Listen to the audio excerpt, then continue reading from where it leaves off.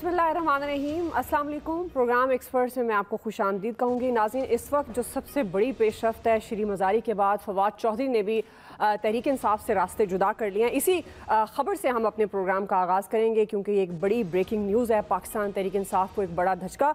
फवाद चौधरी ने तहरीक इंसाफ छोड़ने का ऐलान किया। उन्होंने तहरीक इंसाफ इमरान खान से राहें जुदा की। उन्होंने कहा जी मैं सियासत से ब्रेक ले रहा हूँ। साथ में उनका ये भी कहना था कि कुछ अरसे मैं सियासत नहीं करूँगा और अब मेरा पाकिस्तान तहरीक इंसाफ इमरान खान से कोई ताल्लुक़ नहीं होगा। ये फवाद चौधरी साहब जो कि बड़े पाकिस्तान तहरीक इंसाफ इमरान खान साहब ख़ास तौर पर उनके बड़े करीबी समझे जाते हैं। पहले शरी मज़ारी साहिबा जिनके बारे में इमरान खान साहब खुद कह चुके हैं कि कुछ भी हो जाए वो उन ख़वातीन में से हैं जो आखिरी वक्त तक फ़ाइट करेंगी और वो टूटेंगी नहीं। लेकिन कल हमने देखा जिस तरह से उन्होंने बताया कि उन्होंने भी सियासत से क्विट कर लिया और आज फवाद चौधरी, उससे पहले आमिर कियानी भी एक बहुत बड़ा नाम, इसके अलावा और बहुत सारे ऐसे MPs पाकिस्तान तहरीक इंसाफ के रहनुमा जो पाकिस्तान तहरीक इंसाफ को छोड़ चुके हैं। लेकिन चूँकि अब ये बड़े नाम हैं इसीलिए आज का जो हमारा प्रोग्राम है वो इसी से हम आगाज़ करें। मैं अपने पैनल का तारुफ करवा देती हूँ। अयाज खान साहब, आमिर इलियास साहब, फैसल हुसैन साहब, नवीद हुसैन साहब और इलियास साहब आज के पैनल का हिस्सा हैं।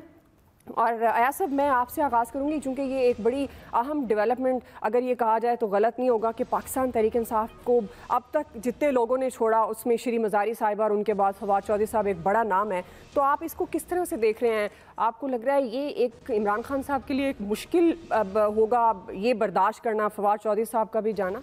देखिए, बात ये है कि इस वक्त जिस तरह के हालात चल रहे हैं ये इमरान खान साहब को भी अंदाज़ा है कि लोग छोड़ेंगे। ज़ाहिर है ये हैरत वाली बात ज़्यादा इमरान खान के लिए नहीं होगी इन हालात में। तो फवाद चौधरी साहब ने बड़ा अच्छा किया, वो कह रहे हैं ब्रेक ले रहा हूँ, बजाय इसके कि आपकी ब्रेकें फेल हो जाएं उससे पहले ब्रेक ले लेनी चाहिए, वो ज़्यादा बेहतर होता है। और अभी तो ज़ाहिर है बहुत से लोग आएंगे। आज जब फैसल वावडा साहब से उनकी मुलाकात के हवाले से चीज़ें चलना शुरू हुई थी तो उसी वक्त समझ आ गई थी। फिर वो लाहौर की इंसदाद दहशत गर्दी की अदालत से जब उनको बेल मिल गई और बाकियों की रिजेक्ट हो गई कुछ चीज़ें, उस वक्त भी समझ आ रही थी। होता है तो इसी तरह ना, ज़ाहिर है जब एक चीज़ तय कर ली जाती है कि जी हमने ये करना है तो उसके बाद वो चीज़ें ऑटोमेटिकली उस तरफ जाना शुरू हो जाती हैं। बहुत कम लोग होते हैं जो रेजिस्ट कर पाते हैं, जो ऐसे वक्त में बहुत उससे खड़े रहते हैं अपने लीडर या अपनी पार्टी के साथ। इन हालात में मेजॉरिटी का छोड़ जाना ही बेहतर होता है और वो समझ भी आ रही होती है। फवाद चौधरी साहब ने बड़ा अच्छी तरह से तर्जुमानी की अपनी पार्टी की और अपने लीडर की जब तक वो PTI में थे। तो ज़ाहिर है उनके फ़ैसले का एहतराम करना चाहिए कि जब वो कह रहे हैं कि मैं ब्रेक ले रहा हूँ तो बड़ी अच्छी बात है, ब्रेक उनको मिलनी चाहिए। और सियासत वो देखेंगे जब कोई वक्त आएगा, उसके बाद वो सियासत शुरू कर देंगे। जब वो सियासत शुरू करेंगे फिर उनके फ़ैसले का एहतराम करना चाहिए। तो चीज़ें तो पाइपलाइन में हैं, बहुत सारी हैं, बहुत सारे लोग आएंगे और वो PTI को छोड़ देंगे।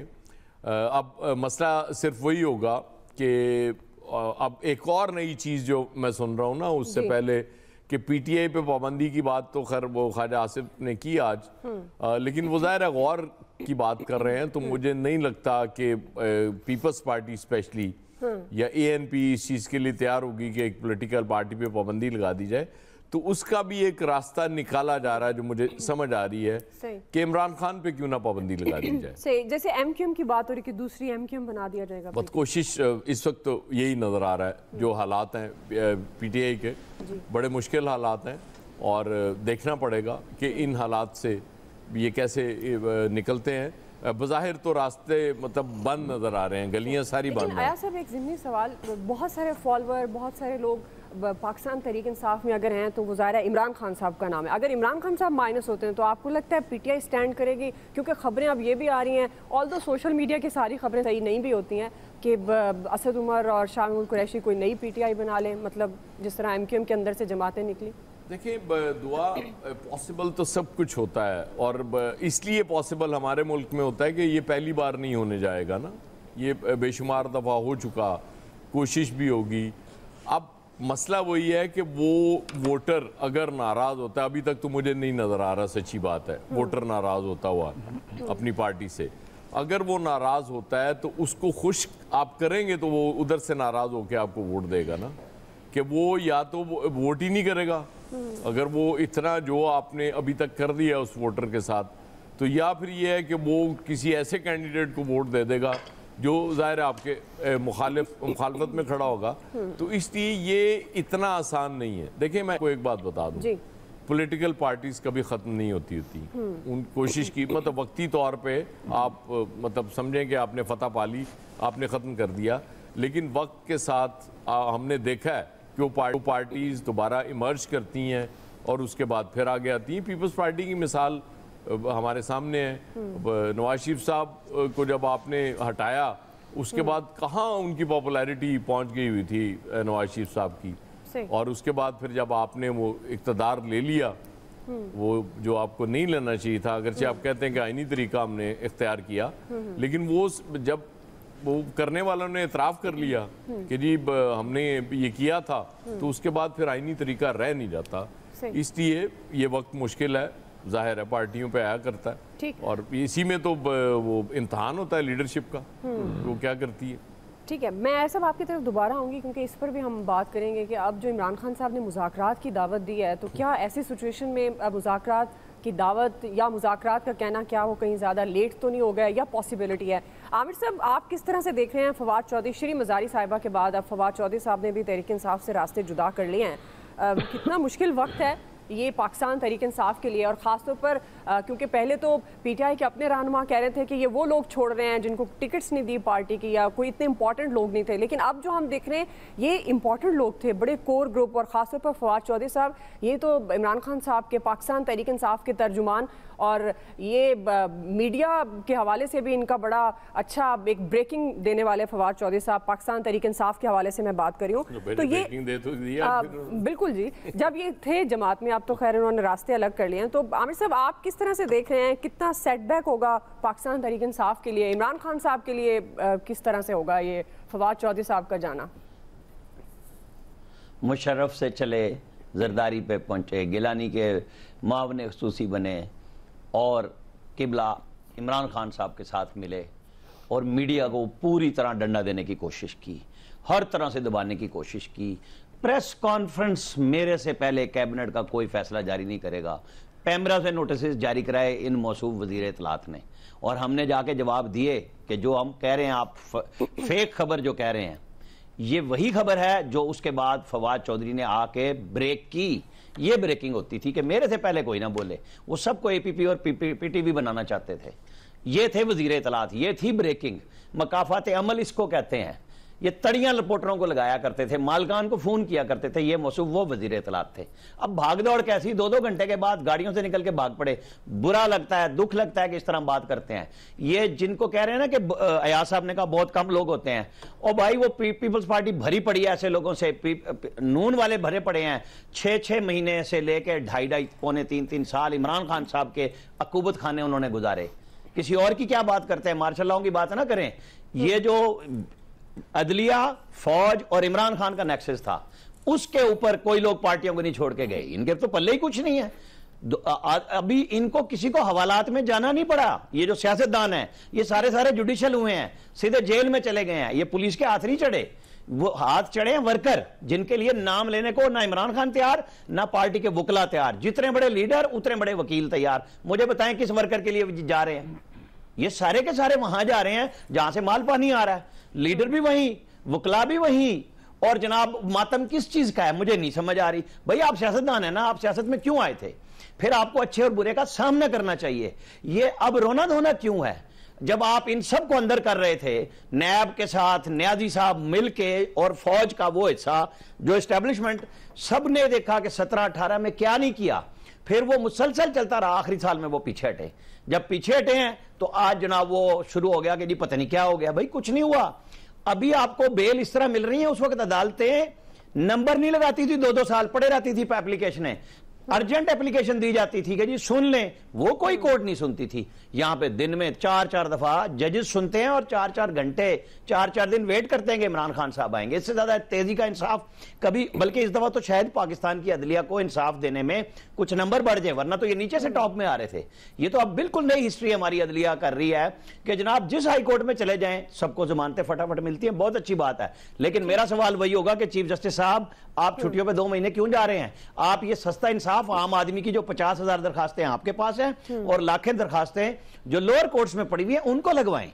जनाब इंसाफ दें, सबको दें। ये क्यों बात करते हैं? फिर आप बात करते हैं कि जी मैंने ये नहीं कहा, मैंने वो नहीं कहा। बिल्कुल हजूर, हम तो तस्लीम करते हैं अदलिया इसी की चीज का नाम है। वो अंग्रेज जो आते थे जज, वो छुट्टियों पे जाते थे। आपको तो जाने की जरूरत ही नहीं है। आप इंसाफ दीजिए, जल्दी दीजिए, लोगों को फराहम कीजिए, चाहे वो पीटीआई को करना है या किसी और को करना है, सर्व करें। बात सिंपल है, सियासत पे प्रेशर है और ये हमेशा आया है और हर दौर में आया है। कोई नई बात नहीं हो रही। नई बात ये हो रही है कि जमानतें फटाफट हो रही हैं और दिन में कई कई दफा हो रही हैं। तो असल सवाल वहां पे आ रहा है। आज जज साहब ने क्या कहा था असद उमर साहब के बारे में? मेरा ख्याल है उनको पॉलिटिक्स तबसरा करना चाहिए था कि भाई वो तब तक नहीं होगा जब तक वो प्रेस कॉन्फ्रेंस नहीं करेंगे। भाई आपके पास इसी हाई कोर्ट में लोग कितने महीनों और सालों अपनी एप्लीकेशन के लिए बैठे रहते थे जमानत की कि नहीं जी ओरिजिनल ज्यूरिसडिक्शन नहीं है, फलां नहीं है, आप फलां जगह चले जाएं। अब ये हो रहा है, थोड़ा सा सब्र करें। असद उमर साहब का अभी किस्सा आना है, बहुत सारे और लाइनअप हैं, कोई रह जाएंगे पार्टियों में, कोई नहीं रहेंगे। यही सियासत का है कि आपको अपने लीडर के साथ होना चाहिए, लीडर को आपके साथ होना चाहिए, खड़े होके इस सियासत का मुकाबला करना चाहिए। सही है। तो अच्छा, ये पहली दफा हुआ है कि वाकई इंसाफ फौरी मिल रहा है, लेकिन ये भी पहली दफा हुआ है कि जितनी दफा बाहर जाता बंदा उतनी दफा दोबारा गिरफ्तार कर लिया जाता है और वहीं से कर लिया जाता है। ये भी मैंने इससे पहले नहीं देखा। बस ये तो फिर यही मैं कह रहा हूं कि फौरी इंसाफ फौरी समाअत, फौरी इंसाफ फौरी समाअत। सर फैसल साहब, फौरी इंसाफ फौरी समाअत, अब ये सारी सिचुएशन में क्या फैक्टर्स हो सकते हैं? अब ये जिस तरह आमिर साहब भी बात कर रहे हैं, अगर हम दीगर जमातों का भी देखें, अनफॉर्चुनेटली हमारी हिस्ट्री भरी पड़ी है ऐसे ही जमातों के साथ हुआ। उनकी अपनी जो काम थे इस तरह के मामलात उनके लिए भी ख़राब हुए, लेकिन लीडरशिप और जो कोर ग्रुप था वो जुड़ा रहा एक दूसरे के साथ। लेकिन अब हम देख रहे हैं पाकिस्तान तहरीक इंसाफ का फैसल साहब, अब कोर ग्रुप ने जाना शुरू कर दिया, जो बड़े क्लोज हैं इमरान खान साहब के, उनके आसपास के लोग हैं। आपके ख्याल में, क्योंकि जो फवाद चौधरी साहब की वाइफ हैं, उन्होंने एक ट्वीट भी की थी, इमरान खान साहब से नाराज़गी का इजहार भी किया था और ये खबरें भी आई थी कि फवाद चौधरी साहब से इमरान खान साहब नाराज़ हैं, वो जो भागे थे गाड़ी से उतरकर, इस वजह से इमरान खान साहब उनसे बात नहीं कर रहे थे। तो आपके ख्याल में ये जो सियासी हम इंतकाम की बात करते हैं एहतसाब के नाम पर, अब ये तो रिपीट हो रहा है। तो फैसल साहब आप किस तरह से देख रहे हैं फवाद चौधरी साहब का जाना? पाकिस्तान तहरीक इंसाफ का फ्यूचर क्या नजर आ रहा है आपको? गाड़ी से जी फैसल साहब, भागे थे, गाड़ी से कूदकर भागे थे। आवाज आ रही है? फैसल साहब ऑडियो प्रॉब्लम आ रही है। फैसल साहब आप मुझे सुन पा रहे हैं? आवाज आ रही है? बहुत चलें, कम आवाज, मुझे हाथ हटाओगे तो आवाज आ जाएगी। जी जी फैसल साहब बोलिएगा। हेलो, आवाज आ रही है आपको मेरी? जी कम आ रही है। फैसल साहब की ऑडियो लेवल बहुत कम है, आप इसको जरा देखिएगा, फिक्स करें। मैं नवीद साहब आपके पास यही सवाल, आप किस तरह से देख रहे हैं? क्योंकि मैंने काफी लंबा चौड़ा सवाल किया फैसल साहब से, तो यही सवाल आपसे है, पाकिस्तान तहरीक इंसाफ का क्या फ्यूचर देख रहे हैं आप?